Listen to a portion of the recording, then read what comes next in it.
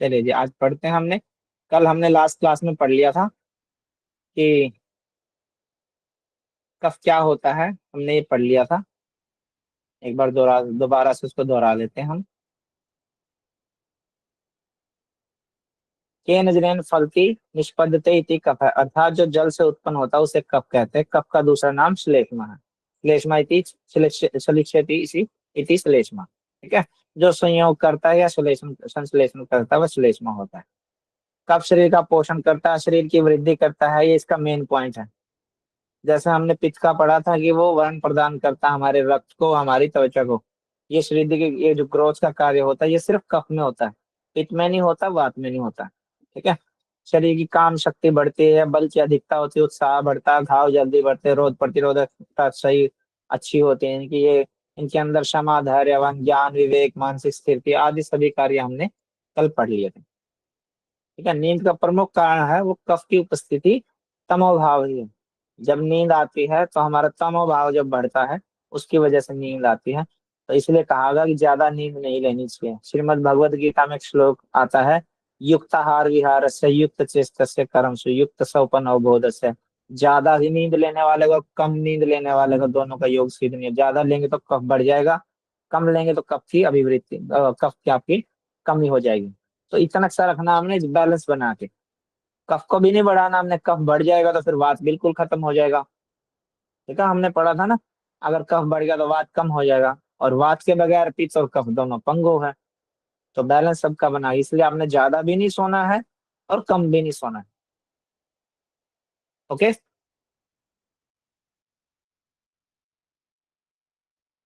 कफ के प्रकार पढ़ लिए थे हमने, क्लेदक, अवलंबक, बोधक, तर्पक और श्लेषक। कफ से 20 प्रकार के रोग होते हैं। कफ के हमने गुण पढ़ लिए थे कल। अब पढ़ते हैं ये क्लेदक और ये अवलंबक ये होते क्या है, इनके बारे में पढ़ेंगे।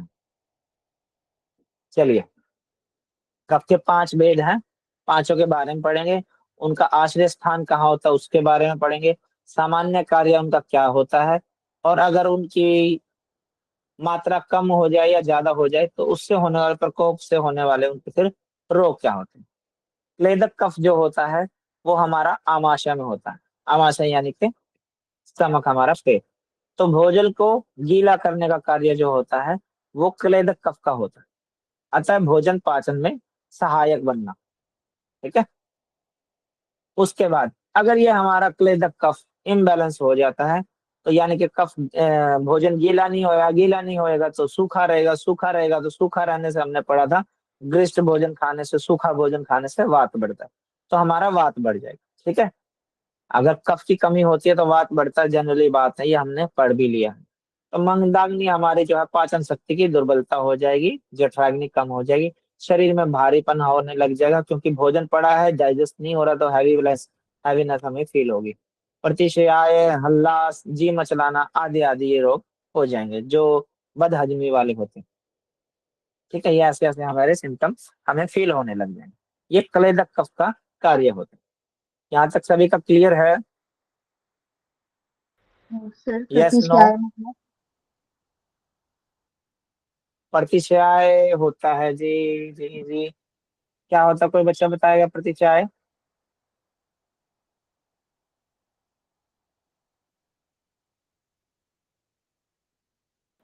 जो दूसरे पे डिपेंड करता है शायद वो है ना सर।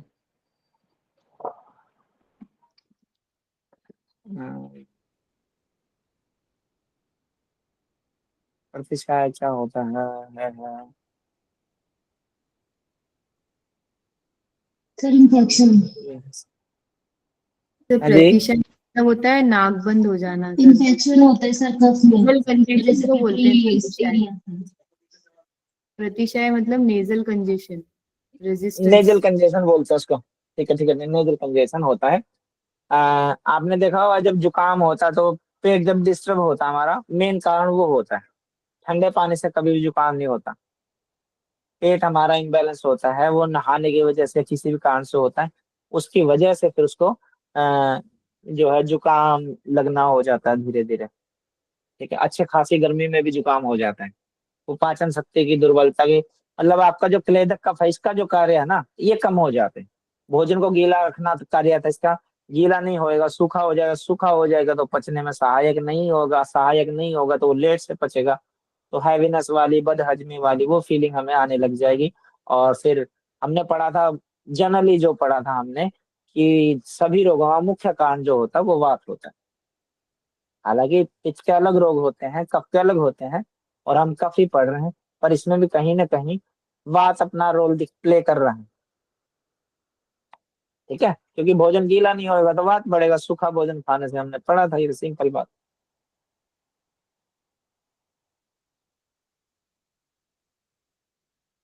फिर आता जी अवलंबक। अवलंबक पित्त जो होता है हमारा, वो उर्स्थल में होता है। ठीक है, अन्न रस के साथ मिलकर त्रिक, यानी कि ग्रीवा जो हमारे गर्दन होती है, वह बाहु की हस्तियां, जो आप ये लगा लीजिए जो हमारे शोल्डर ब्लेड होते हैं, इसके आसपास का एरिया, हृदय व फुफ्फुस को कार्य करने की क्षमता प्रदान करता है। ठीक है, अगर ये नहीं होता है तो हमारे अंदर आलस्य आ जाता है। अवलंबक पित्त हमारा अगर गड़बड़ में होता है तो। ठीक है, उसके बाद आता है हमारा बोधक पित्त। बोधक पित्त जो हमारा जीवा मूल होता है, जीवा मूल अगर आप वो देखेंगे ना, वो क्रिया होती है विपरीत करनी, आपने सभी ने पढ़ी होगी। टंग का जो ओरिजिन Yes, पॉइंट sir. होता है, ठीक है, कपाल कुहर के पास का लगा लो आप। जीवा मूल वह हमारा जो कंठ होता है, ठीक है, ये यहाँ हमारा बोधक पित्त है, जहां हम रबड़ नेति करते हैं और वो गले में आती है ना, उससे थोड़ी सी और नीचे का पॉइंट। ठीक है, इसका कार्य होता है स्वाद का ज्ञान कराना, बोध कराना, क्या चीज खट्टी है, मीठी है, कड़वी है, फीकी है। ठीक है, और जब बोधक पित्त हमारा गड़बड़ में होता है तो उससे हमारा स्वाद में गड़बड़ हो जाती है। ठीक है, तो स्वाद का ज्ञान कराता है, स्वाद का ज्ञान कराना बंद कर देगा। फिर आता है हमारा तर्पक पित्त, सॉरी तर्पक कफ। तर्पक कफ का जो कार्य होता है हमारा, सिर का कार्य होता है। ठीक है, यानी कि ज्ञानेंद्रियों का जो तर्पण पोषण कराने का जो कार्य होता है, वो हमारा तर्पक पित्त का, कफ का होता है। और फिर वही आ जाएगा इसका, अगर ये इम्बैलेंस होता है हमारा, ये गड़बड़ में आता है, ठीक है, ये हमारा दूषित होता, प्रकूपित होता, तो इससे हमारा ज्ञानेंद्रियों का पोषण करना बंद कर देगा, जिससे हमें स्मृति का नाश हो गया, ज्ञानेंद्रियों की क्रिया में स्थिरता आ जाएगी। ठीक है,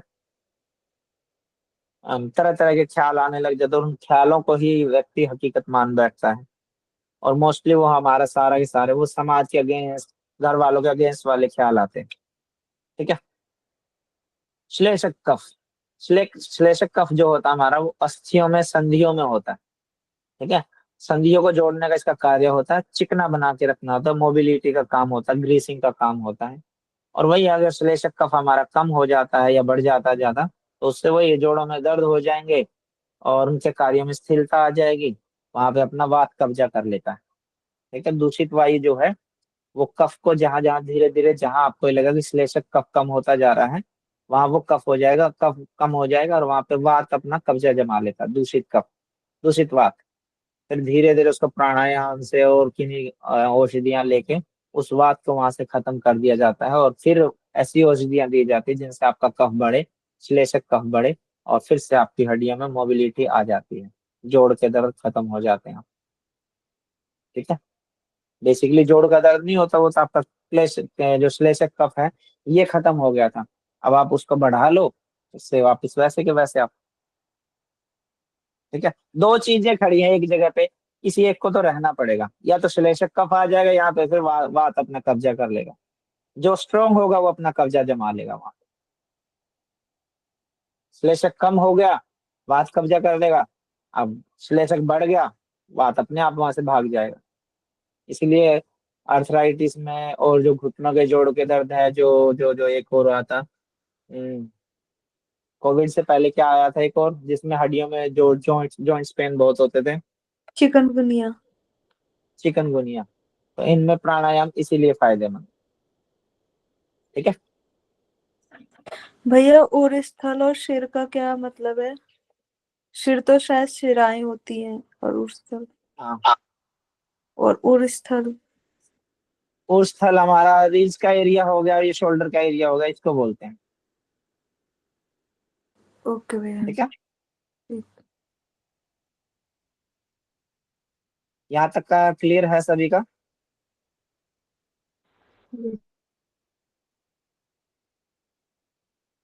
वैसे इसको जनरली हम हृदय हो गया हमारा, हृदय यही होता है रिब्स के एरिया में, इसके अंदर ही हमारा फेफड़े हो गया, हार्ट हो गया, इस एरिया को सारे को रिब्स वाले एरिया को बोलते हैं उस्थल एरिया। ठीक है, अनरस के साथ मिलकर ये जो है, जैसे हृदय लिखा है, इसमें फुफ्फुस का कार्य करने की क्षमता प्रदान करना, ये अवलंबक पित्त का, कफ का होता है कार्य, और इससे फिर आलस आ जाता है, ये इसके इम्बैलेंस होने से आता है। पांचों कफ क्लियर है?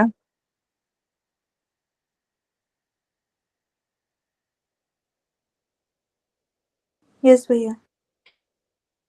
ठीक है,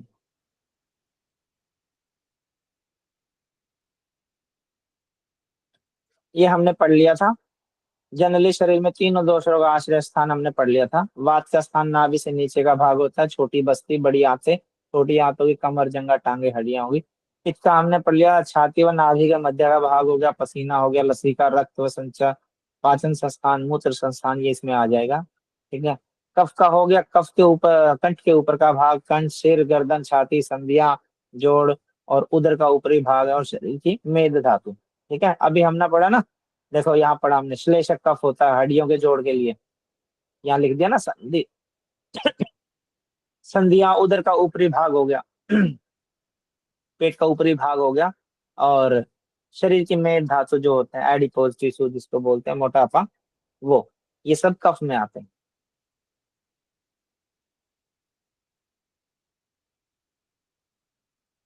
ये हमने 5 प्राण पढ़े थे, प्राण, उदान, समान, अपान, व्यान। ठीक है, तत्व हो गए, प्राण जो हमारा वायु तत्व हो गया, वायु, आकाश, अग्नि, जल, पृथ्वी। यहाँ ये देखो, मैंने उस दिन आपको बताया था ना कि अगर आप हेड टू टो बताओगे तो पहले उदान आएगा, प्राण, अपान, समान, उदान, व्यान। अब इसमें आकाश, वायु, अग्नि, जल, पृथ्वी आगे पीछे करके लिखे हुए हैं।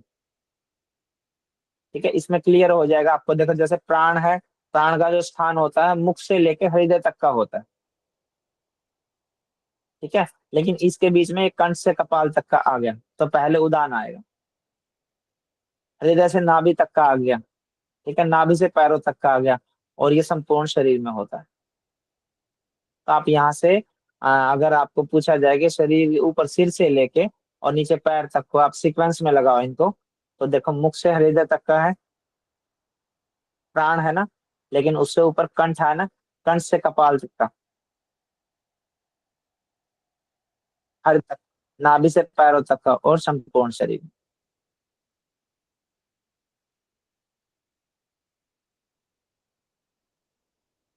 ये हमने पढ़ लिया था, हृदय और फेफड़ों की कार्य क्षमता को बनाए रखने का, गमन व शब्दों की अभिव्यक्ति विभिन्न प्रकार से करना।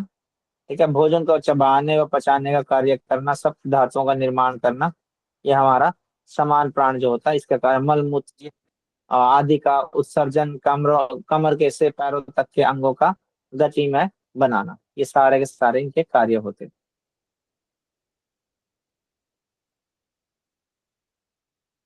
5 उपप्राण पढ़े थे हमने, वैसे जनरली मोटा मोटा पढ़ा था हमने, नाग, कूर्म, क्रकल, देवदत्त, धनंजय, ऐसे होते हैं। ये कूर्म सेकंड नंबर पे आ जाएगा इसमें, अगर सीक्वेंस से बोलोगे तो आप, नाग, कूर्म, क्रकल, देवदत्त, धनंजय।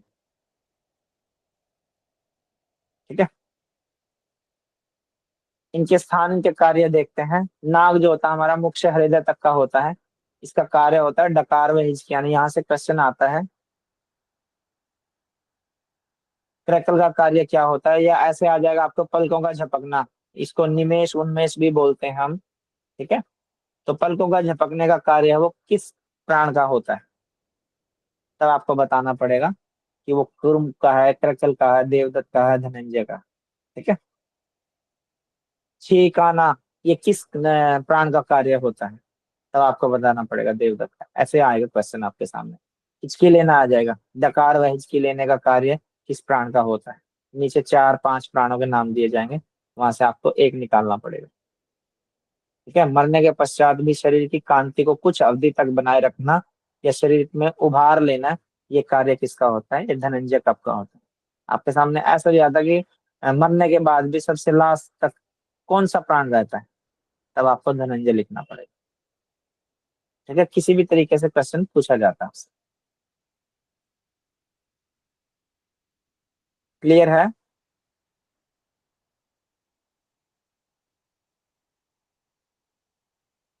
हेलो। नाक का जो कार्य होता है वो जी भैया।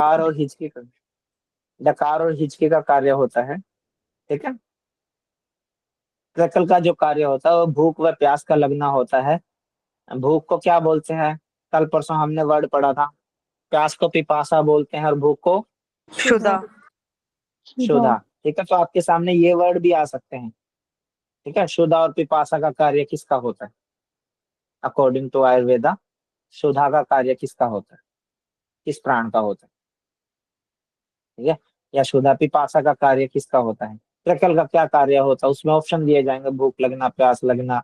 ठीक है, या और दिए जाएंगे, या थोड़ा डीप में अगर वो नाम बदल के लिखे तो क्षुधा पिपासा। ठीक है, या और दे देंगे, में उनमें ऐसे करके दे देंगे, तब आपको निकालना पड़ेगा।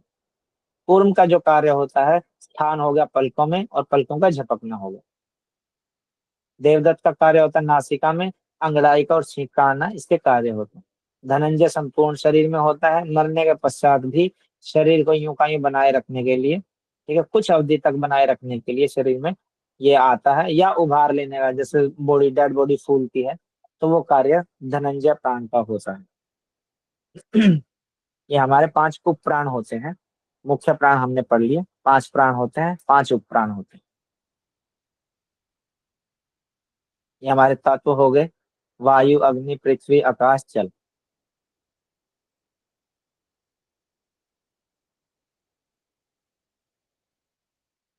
यहाँ से क्वेश्चन आते हैं, आप इसको अच्छे से नोट डाउन करके रखना।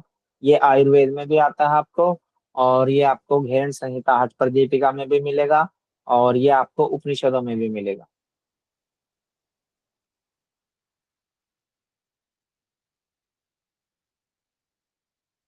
अब हमने पढ़ा था कि 7 प्रकार की प्रकृति होती है। कौन सी होती है? प्रेरणा जी, आप बताएंगे जरा। भैया वात पित्त कफ, वात पित्त, पित्त कफ और वात कफ और संप्रकृति। ठीक है जी, 7 प्रकार की प्रकृति हमने पढ़ ली। ठीक है, अब पढ़ते हैं इसके अलावा और क्या होता है। जन्म के समय हमने पढ़ ली, अंडाणु शुक्राणु के संभोग से जो होती है। ठीक है, उसका जो इंजेक्शन लग जाता है वो शरीर के आकार के हिसाब से, क्रिया के हिसाब से वो सब पता चल जाता है। जन्म के समय वह दोषों की अवस्था के अनुसार जो प्रकृति बन चुकी है वह अंतिम होती है। ठीक है, जन्म के समय में जो प्रकृति जिसकी बन जाती है वो वैसी ही रहती है, उसको कोई चेंज नहीं कर सकता। और वो सबकी अलग अलग होती है। जरूरी नहीं कि जो पिता की हो वो बेटे की बने, या माता की हो वो बने। ठीक है, या दोनों की जैसी ही बने, माता या पिता किसी की एक से जैसी बने। वो दादा की भी बन सकती है, ठीक है, नाना की भी, दादी के, जो डीएनए बोलते हैं। जन्म के समय वह दोषों की अवस्था के अनुसार जो प्रकृति बन चुकी है वह अंतिम होती है। उसमें दोषों की वृद्धि या प्रकोप तो होता रहता है, परंतु उस मूल प्रकृति को बदला नहीं जा सकता। ठीक है, ये मैंने बताया था आपको। जन्म के समय जो हमारी प्रकृति बन जाती है, एक बार वो वही रहती है। वो अलग बात है कि मान लो हम किसी ऐसे शहर में रहने लग गए जहाँ पोल्यूशन ज्यादा है, उसकी वजह से हमारा कुछ वात या पित्त या कफ बढ़ गया, या हमारा फूड ऐसा हो गया, हम गलत आचरण में रहने लग गए, या हमारा लाइफ स्टाइल ऐसा हो गया।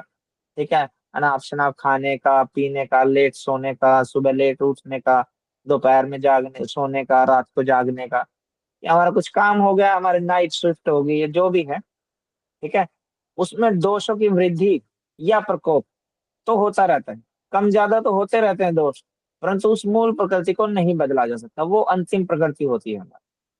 प्रकृति का मूल कारण दोष ही है। व्यक्ति की प्रकृति 2 प्रकार की होती है। अगर पूछा जाए व्यक्ति की प्रकृति कितने प्रकार की होती है, तो 2 प्रकार की होती है। अगर पूछा जाए चरक संहिता के अनुसार व्यक्ति की प्रकृति कितने प्रकार की होती है, तो आप कितने बताएंगे? 7। सात। यस। और जनरली व्यक्ति की प्रकृति जो होती है वो 2 प्रकार की होती है। एक वो होती है जो उसे जन्म से मिली है, और दूसरी वो होती है जो परिस्थिति के अनुकूल बदलती रहती है। ठीक है, पहली प्रकृति पढ़ते हैं जिसको सहज या मूल प्रकृति बोलते हैं, जो हमें जन्म से मिलती है, माता पिता से मिलती है। दूसरी प्रकृति वो होती है जो परिस्थिति जन्य प्रकृति है, जब हम अपने पैरों पर खड़े होते हैं, हम अपने हिसाब से जिंदगी जीते हैं। आहार विहार, ठीक है, कैसे क्या खाना है, क्या पीना, जो हमें पसंद आए वो खाएंगे हम तो, ठीक है, और वैसे ही तरीके से हम अपना आचरण करेंगे, वही जिंदगी जिएंगे। आहार विहार हमारा खाना और लाइफस्टाइल, ये दोनों आगे से। व्यवहार, ठीक है, हमने पित्त पढ़ रहे थे, जब पित्त में आया था कि ये कफ में भी पढ़ा था, हमने पित्त में भी पढ़ा था, कफ में पढ़ा था मेधा बुद्धि वाला व्यक्ति बन जाता, वो क्षमावान हो जाता है, धैर्यवान बन जाता है। ये सभी चीजें पढ़ी थी ना हमने कफ में, जी भैया। और यहाँ वही चीजें बताई गई, वो व्यवहार होता है। और उसमें पढ़ा था हमने पित्त में उसको गुस्सा क्रोध ज्यादा आता है, तो वो व्यवहार ही अच्छा लगता है उस व्यक्ति का, ठीक है। परिस्थितियों, दिनचर्या, ऋतुचर्या आदि पर निर्भर है। जैसे हमने वात में पढ़ा था कि वर्षा ऋतु में वात अपने आप बढ़ जाता है। अब किसी की प्रकृति कफ की हो, बढ़ गया उसका वात, तो ऋतु के अनुसार बढ़ा ना, ऋतु चली जाएगी, वो नॉर्मल हो जाएगा, वापिस अपनी मूल प्रकृति पे आ जाएगा व्यक्ति, ठीक है। तो दूसरी परिस्थिति जो हमारी प्रकृति होती है, वो होती है परिस्थिति जन्य प्रकृति। उसको बोलते हैं हम आहार व्यवहार से होती है हमारी, वो व्यवहार से होती है, परिस्थितियों के अनुकूल होती है, दिनचर्या के अकॉर्डिंग होती है, हमारी ऋतुचर्या आदि पर निर्भर है। ये परिस्थितियों के अनुसार घटती रहती है, बढ़ती रहती है, और वह स्थायी होती है। वह कौन सी? मूल प्रकृति, जन्म वाली, वह हमारी स्थायी रहती है, वो फिक्स है, उसको कोई नहीं टच से मस कर सकता। आयुर्वेद में निर्दिष्ट 3 उप स्तंभ होते हैं, हमने स्तंभ पढ़े थे, उन्हें स्तंभ भी कहा जाता है, दोष भी कहा जाता है, ठीक है। वो होते हैं हमारे वात पित्त और कफ। अब 3 उप स्तंभ आगे हैं। उप स्तंभ वो होते हैं हमारे आयुर्वेद के अनुसार शरीर रूपी भवन 5 महाभूतों के मिश्रण से 3 तत्वों के वात पित्त और कफ से बना है, ठीक है। आयुर्वेद के अनुसार शरीर रूपी जो ये भवन है, ये बना है 5 महाभूतों के मिश्रण से, 3 तत्वों वात पित्त और कफ से, और इसमें दोष धातु मल ये भी आगे सारे सारे, इन सभी के मिश्रण से हमारा ये शरीर रूपी भवन बना है। शरीर रूपी इस भवन को सुदृढ़ और स्वस्थ रखने के लिए आयुर्वेद में इसके 3 उप स्तंभ बताए गए, या पिलर कह लीजिए। ये जो हमारा इतना जो शानदार भवन है, ये 3 पिलरों पे खड़ा है हमारा। अब वो पिलर कौन से हैं वो देखते हैं। पहला आता है आहार, यानी हमारा फूड। दूसरा आता हमारा निद्रा, नींद। तीसरा आता हमारा ब्रह्मचर्य। 3 चीजें होती, ठीक है। ब्रह्मचर्य के 2 अर्थ होते हैं, एक तो ब्रह्मा की तरह आचरण करना, साफ सुथरा रहना, ठीक है, स्वच्छ विचारों वाला रहना, और दूसरा वो होता है कि हमारे ब्रह्मचर्य की रक्षा करना, हमें स्पम को वेस्ट न करना। जिस प्रकार किसी भवन को स्थिर खड़ा करने के लिए उसके आधारभूत स्तंभों का महत्व होता है, उसी प्रकार शरीर को धारण करने के लिए इन उप स्तंभों का भी महत्व है। इनका जो आहार, निद्रा और ब्रह्मचर्य है, इनको आयुर्वेद में उप स्तंभ कहा गया है।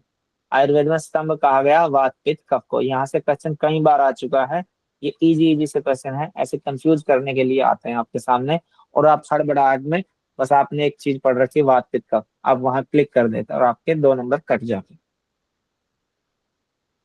ठीक है जी। अब हम आहार पढ़ लेते हैं, इतना ही पढ़ेंगे बस आहार का ही, बाकी निद्रा और ब्रह्मचर्य फिर पढ़ेंगे। आहार के बारे में क्या कहा गया है? उपनिषदों में आहार के लिए कहा गया है अन्नम व प्राणः, अर्थात आहार ही जीवन है। आहार से ही शरीर के दोष धातु मलों का पोषण और प्राणों की वृद्धि होती है।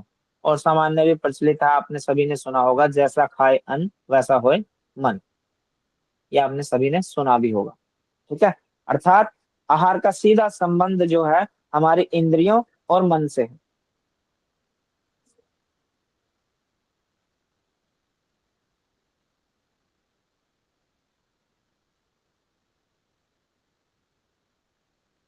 ऋषि चरक के अनुसार उन्होंने क्वेश्चन किया था ऋषि वाघभट्ट जी से कि कौन व्यक्ति स्वस्थ रहता है, ठीक है। तो ऋषि वाघभट्ट जी ने बताया था कि हितमुख, मितमुख और ऋतमुख, जो व्यक्ति जिसके अंदर ये तीनों गुण होंगे वो स्वस्थ है। इससे पहले हमने पढ़ी थी, चरक ऋषि ने कुछ और परिभाषा बताई थी स्वस्थ की, कोई बता सकता, कोई बच्चा? चरक ऋषि के अनुसार स्वास्थ्य की परिभाषा क्या पढ़ी थी हमने? सर वात पित्त और कफ इन तीनों का सम मात्रा में है। ठीक है, ऋषि चरक आ गई। ऋषि वागवट जी की अभी हम पढ़ लेंगे, स्वास्थ्य के अनुसार क्या परिभाषा है। एक और ऋषि थे ऋषि सुश्रुत जी, उनके अनुसार स्वास्थ्य की परिभाषा क्या थी, कोई बच्चा बताएगा? भैया उनके अनुसार सभी दोष सम मात्रा में होने चाहिए, अग्नि धातु मल और उनकी सभी क्रियाएं भी सम होनी चाहिए, तथा जिसकी इंद्रिया आत्मा इंद्रिया और मन प्रसन्न हो उसे स्वस्थ समझना चाहिए।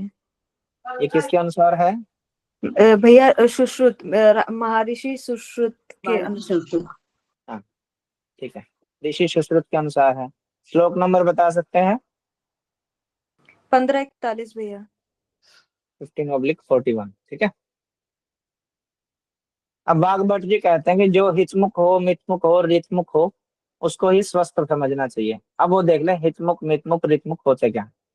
प्रकृति के अनुसार हितकारी भोजन करने वाला, जिसको पता है कि मेरी प्रकृति शरीर की वो कफ प्रकृति है, और उसके बावजूद भी वो ऐसी चीजें खा रहा है जिसका उसका कफ बहुत ज्यादा बढ़ जाए, डेली उन्हीं चीजों का सेवन कर रहा है, ठीक है, या उनको कफ को मारने के लिए कर रहा है, तो उसकी प्रकृति के अनुसार जिसको हितकारी है, उसके लिए जो लाभदायक भोजन है उसको वो करना चाहिए। जो ऐसा करता है उसको कहते हैं हितमुखी, ठीक है। फिर आता है मितमुखी, मिताहारी बोलते थे इसको, जो उचित मात्रा में भोजन करता, ओवर ईटिंग नहीं करता।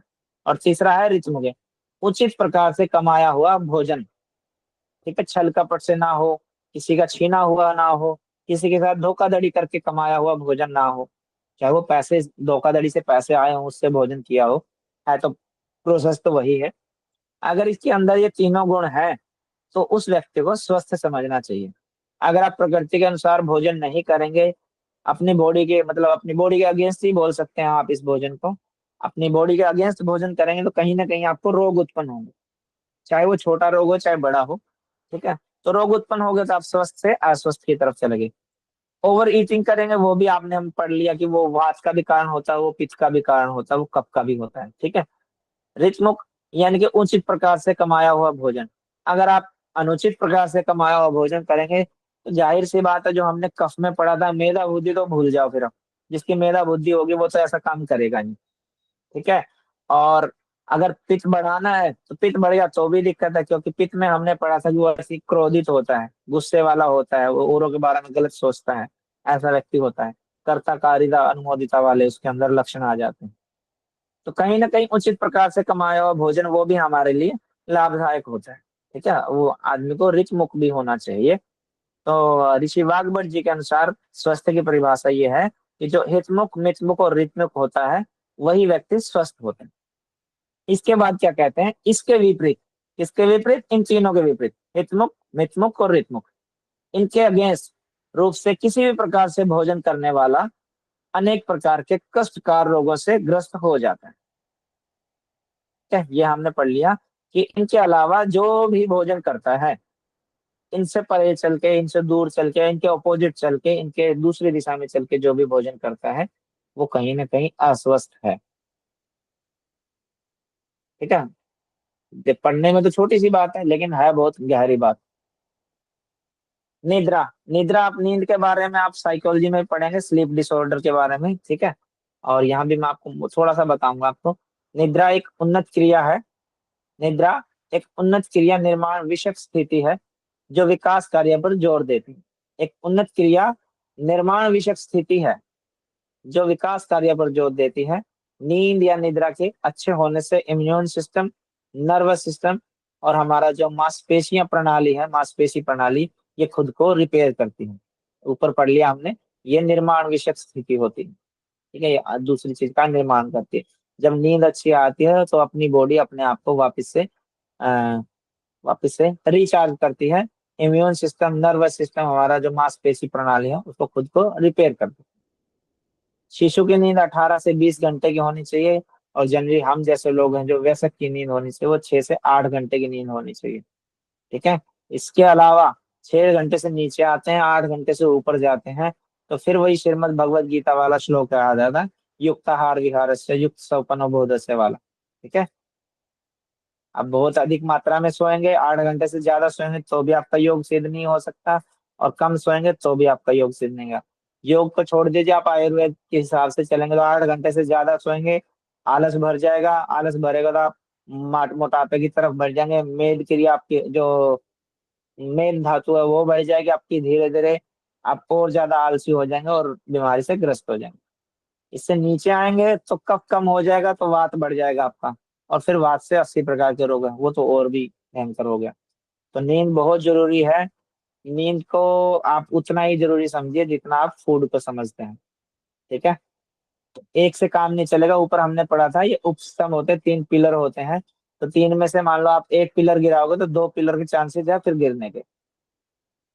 थोड़ा सा कॉन्शियस होकर अपनी नींद पे काम करिएगा। जैसे 8 घंटे की नींद है तो लेनी है तो लेनी है, नॉन स्टॉप लीजिए। ऐसा नहीं कि आप 2 घंटे रात को सोए, 2 घंटे सुबह सो लिए, 2 घंटे दोपहर में सो लिए, ऐसे करके 6 घंटे पूरे नहीं करने। 6 से 8 घंटे की नींद है ये अपनी लीजिए, जरूरी है। अभी नहीं होंगे, मतलब अभी आप हड़बड़ाहट करेंगे तो आगे जाके आपको बहुत सारी प्रॉब्लम क्रिएट होती है। ठीक है। चाहे आप लड़के हों लड़की हो, नींद आपके लिए बहुत जरूरी है, क्योंकि यहाँ कोई जेंडर तो मेंशन किया नहीं है, तो सबके लिए बताई गई है ये चीजें। उचित समय पर गाढ़ी नींद लेने से प्रसन्नता आती है। ठीक समय पे अगर आप अच्छी नींद लेते हैं, गाढ़ी डीप स्लीप लेते हैं, साउंडलेस स्लीप लेते हैं 6 से 8 घंटे की, तो उससे आपको खुशी उत्पन्न होती है, पुष्टि होती है, शक्ति आती है आपके अंदर। जैसा कि हमने ऊपर पढ़ा कि रिपेयर करती है बॉडी अपने आप को। पौरुष आता है, ओज आता है, तेज आता है, कांति आती है, ज्ञान आता है, आयु की वृद्धि होती है। अब यहाँ से आप देख लो आपको कम जीना है या ज्यादा जीना है, तो 6 से 8 घंटे आपके लिए जरूरी है। आपको ओज तेज चाहिए, ये जो हमारी सप्त धातु होती है उससे आगे की चीजें होती हैं। पौरुष आ गया यहाँ पे। ठीक है। शक्ति आ गई, पुष्टि आ गई, प्रसन्नता आ गई, हैप्पीनेस, ये भी मेन कारण होता है नींद में। ठीक है। कांति चाहिए आपको, काम। ठीक है। ज्ञान, आयु की वृद्धि, ये सब के सब नींद पे डिपेंड करते हैं, इनमें नींद का बहुत बड़ा रोल है। आपको कोई प्रॉब्लम होती है, साइकाइट्रिस्ट होते हैं वो तो आपकी चीजें पढ़ते हैं, हिस्ट्री पढ़ते पढ़ते आखिर में आके वो नींद पे अटक जाते हैं। इसके विपरीत नींद ना आने के कारण मनुष्य कमजोर बनता है या बहुत हैवी बॉडी बन जाती है। ठीक है। पतला हो जाता है, दुबला होता है या ओवर मोटा हो जाता है, निस्तेज हो जाता है, नपुंसक हो जाता है, जड़ बुद्धि हो जाता है, मानसिक मानसिक रूप से दुखी हो जाता है, और चिड़चिड़ापन उसके अंदर आ जाता है, और फिर तरह तरह की बीमारियां आती है। ठीक है। वो डरने लग जाता है अंधेरे से। आज हम नींद तक का ही पढ़ते हैं, आहार पढ़ लिया हमने, निद्रा पढ़ लिया, कल हम ब्रह्मचर्य को पढ़ेंगे। यहाँ तक हम स्टॉप करते हैं इसको, टाइम भी हो गया। अभी किसी बच्चे का कोई डाउट हो तो आप पूछ सकते हैं।